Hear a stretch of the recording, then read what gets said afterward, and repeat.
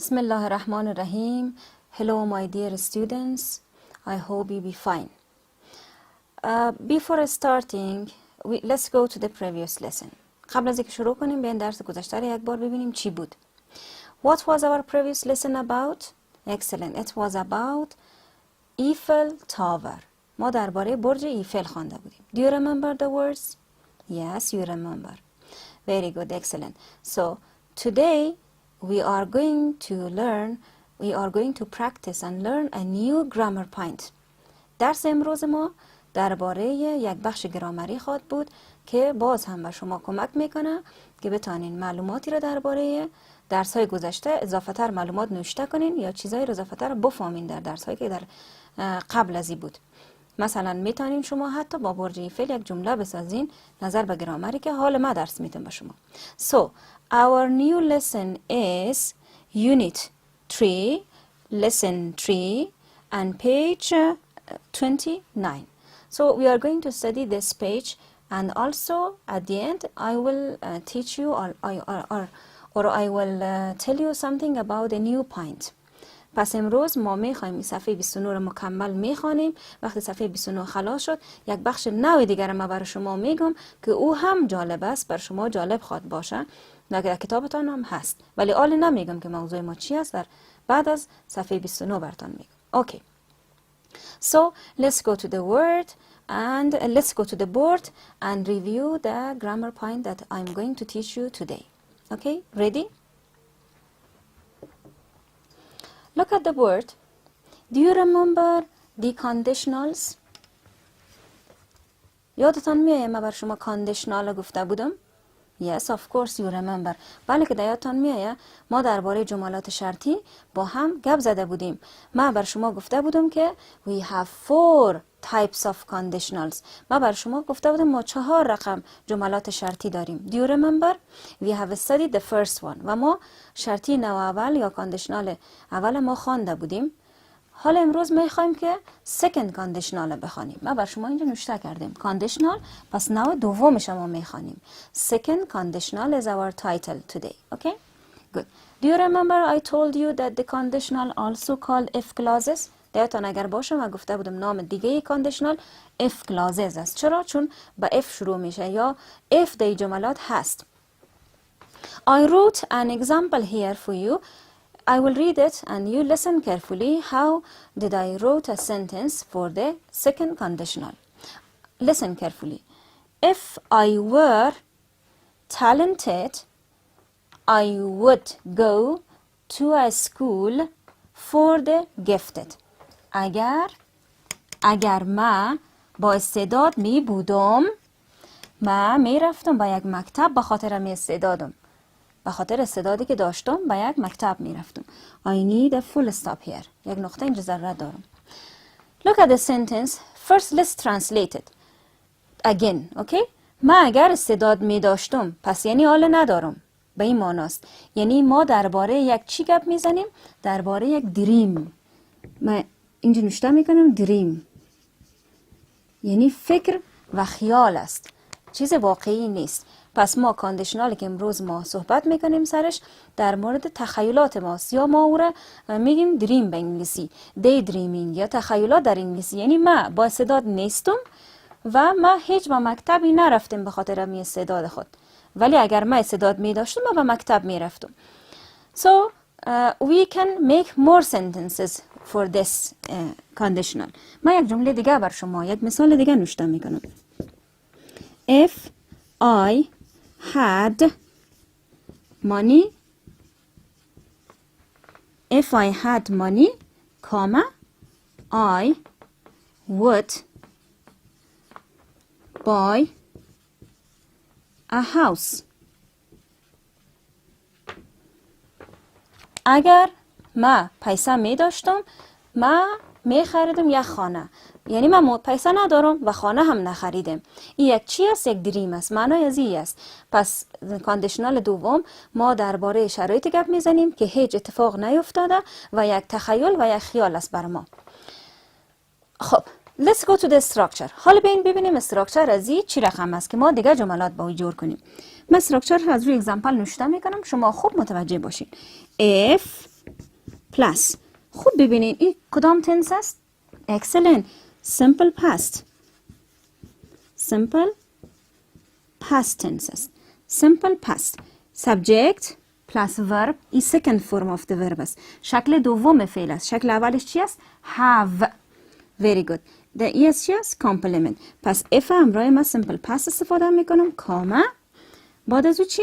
subject استفاده میکنم دوباره و بعد از او من میتونم یک دانه مودال استفاده کنم که اینجا would استفاده کرده. من میتونم به جای would could هم استفاده کنم، هیچ مشکل نیست.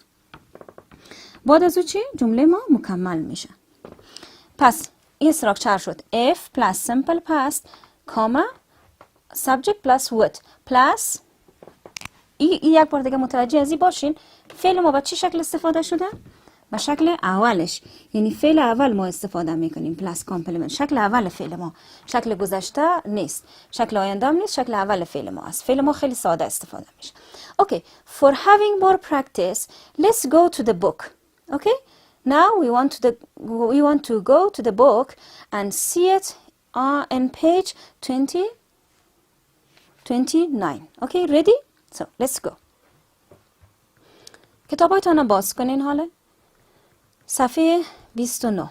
Okay, in this page. اول ما چاکات بر شما تشریح میکنم، چاکاتی رو که ما خواندیم و بعد از اون من محاوره رو براتون تشریح میکنم. See the green box. چاکات سبز رنگ ببینین. Do you see it? Very good. That is grammar. If clauses second conditional. این رو بر شما گفتم که ما درس امروز ما if clause است و نوع دوم جملات شرطی. If I were talented این عین جمله است که من سر تخته بر شما نوشته کردم و مانا کردم. حالا من جمله دوم میخوانیم. If you went to بامیان you would get great sightseeing of ancient places. اگر شما بامیان میرفتین شما میتونستین داشته باشین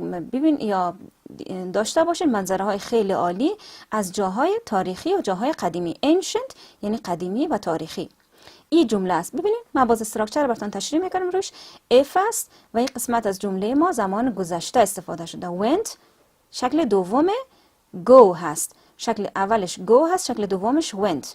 و اینجا در بعد از کاما subject هست همراه would و شکل ساده فعل است. شکل ساده فعل get. بیاین دیگه اگزمپل ببینیم. If the statue of Buddha was worshipped اگر مجسمه بودا پرستش میشد، سعی کنید شکل گذشته فعل استفاده شده. No Muslim would visit it. هیچ مسلمانی او را دیدن نمیکرد یا او را نمیدید، آن را نمیدید. اینجا شکل ساده فعل ماست بعد از would و اینجا شکل گذشته فعل استفاده شده. این استراکچرش بود. For having more practice, let's review a conversation. Let's read a conversation together. به خاطر که شما بیشتر تمرین کنین و این شکل ببینین ما یک محاوره میخوانیم. Let's go to part A. در همین صفحه قسمت A یک محاوره ما داریم. من میخوایم من پیش از اینکه من هیچ اشاره نمیکنم طرف هیچ بخشش، من میخوایم جایی که شما همین استراکچر یا second conditional دیدین شما در او اشاره کنین یا زیرش خط بکشین. Good. من در آخر براتون میگم شما متوجه باشین. Practice the following conversation with your partner. این محاوره رو تمرین کنین همراه پارتنرتان. Student A and student B. We have two students here. If I had money, I would go to بامیان and visit historical places. اگر ما پیسه می داشتم ما می رفتم بامیان و ملاقات می کردم یا دیدن می کردم جاهای تاریخیشه. من فقط روی لغت ها اشاره می کنم به خاطر شما گم نکنین خطه، ولی پسان باز براتون میگم کدام بخش مربوط گرامر می شد. Historical places یعنی جاهای تاریخی. The Buddha statue an امیر دم یعنی بند امیر. میگه که کجا را؟ جاهای تاریخیشه، مجسمه بودا را و بند امیره. They are very famous in the world. آنها خیلی مشهور هستند در دنیا. But it seems difficult for me. ولی آن به نظر میرسه برای من مشکل به نظر میرسد. No, it is not difficult. It is not very far from here. میگه نه مشکل نیست، خیلی دور نیست از اینجا. here in اینجا. If you studied a tour guide you would get enough information about them. اگر شما یک راهنمای سفر مطالعه بکنید میتونید که به دست بیارین معلومات معلومات کافی درباره آنها. If you lend me, lend یعنی قرض بدی. اگر شما به من قرض بدین. A tour guide یک راهنمای سفر. I will study it. من میتونم آن را مطالعه خواهم کرد. If you read the Islamic books, اگر شما کتاب های اسلامی را بخوانید, you will find that the statue is kept only as an historical object and it is not worshipped. اگر شما کتاب های اسلامی را بخوانید شما خواهید فهمید که مجسمه نگهداری میشه فقط به خاطری که یک وسیله تاریخی است یا یک بخش تاریخی است و عبادت نمیشه. worship یعنی عبادت، پرستش نمیشه. If it was worshipped, اگر آن پرستش میشد, no Muslim would visit it. هیچ مسلمان آن را نمیدید. Because Muslims worship only one God. به خاطری که مسلمان ها پرستش میکنن فقط یک خداونده. And that is Allah. که آن هست الله جل جلاله. Okay, so now tell me which sentences where they followed this structure. حال با ما بگوین کدام جملات بود؟ Excellent, very good. The first sentence, this sentence, yeah, that is the second conditional. I show it to you. And how about the next one? How about this one? How about this one? No, that is not the second conditional. That is the first conditional. Excellent, very good. How about this one? The last sentence? If it was worship, great. It is the second conditional. بسیار خوب. پس جمله آخر ما هم بود و جمله اول ما. ولی جملاتی که در بین بود از جملات conditional نوع اول بود. Excellent. Let's go to an exercise. We have an exercise for having more practice. ما یک تمرین داریم که شما بیشتری را تمرین کنین که یاد بگیرین. ما مثل همیشه خانه خالی اول من انجام میدم، دیگه شما باید انجام بدین. Okay? Ready? I wish part A. I'm reading here. Complete the sentences with the correct form of the verb. جملات زیل رو با شکل درست فعل کامل کنید. I wish I could go to بامیان but the trip costs too much. من آرزو داشتم یا ای کاش من میتونستم بامیان برم اما سفر خیلی هزینه داره یا خیلی مصرف داره. If I had, very good. If I had enough money, I could certainly, یعنی حتما spend my vacation here. اگر من می داشتم پیسه من می تونستم قطعا مصرف کنم رخصتی های من در اینجا. Very good. So I will give you the rest for the homework. I told you that we have a new part that I will tell you and I will explain it for you. Do you remember? ما بر شما گفته بودم که یک بخش دیگه را ما کار میکنیم که من پسان بر شما میگم. Let's go to the next page. Okay? Good. Ready? So let's go to the page 30. صفحه 30 کتاب ما را باز میکنیم. Okay? If you see page 30, we have a kind of email. Have you ever emailed someone? تا حال شما ایمیل استفاده کردین در اینترنت؟ Yeah, of course you have used it. شاید شما استفاده کرده باشین. Do you have an email? شما یا ایمیل دارین؟ ایمیل آدرس دارین و استفاده کردین؟ Nowadays we have to be aware of internet. در این روزها ما باید کم همراه اینترنت بلد شویم.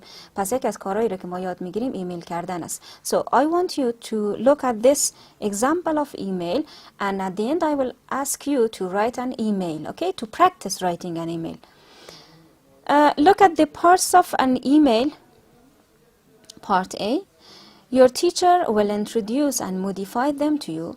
میگه به این بخشای ایمیل سیل کنین استادتان بر شما میگه که در این بخشا چیزایی هست. تیرک‌ها و فلش ها را ببینین در اینجا. recipient است قسمتی که نوشته کرده تو در ایمیل، یعنی نام شخصی را یا ایمیل آدرسی را که شما برش روان میکنید در اینجا نوشته میکنین. subject یا عنوان ایمیلتان هر چی که هست، greeting هست یا هر چی که هست شما در او استفاده میکنین. خب the next part is subject. You can write everything in the subject. For example, greeting. You can write اینجا نوشته کرده hello سلام علیکی. شما هر چیزی میتونید در اون نوشته کنید عنوان ایمیلتان را. گریتینگ یعنی احوال پرسی هست. شروع ایمیل نامه‌تان یا در ایمیل چی را شما شروع کنین. مثلا نوشته کرده های عبدالله، شما هر چیز دیگه میتونید استفاده کنین. هلو میتونید نوشته کنین، های دیار میتونید نوشته کنین. زیادتر وقتا دیار و دیار سر اور مدام نوشته میشه.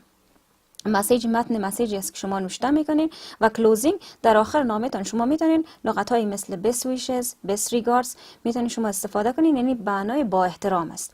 Very good.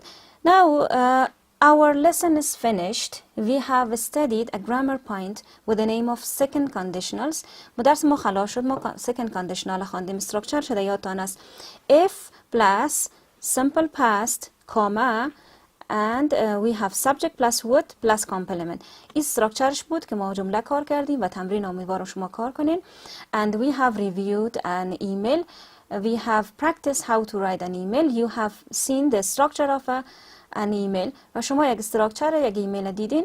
Because we don't have lots of time to practice more. ما وقت خیلی زیاد نداریم که هر جای ما جز بر شما تشریح کنیم.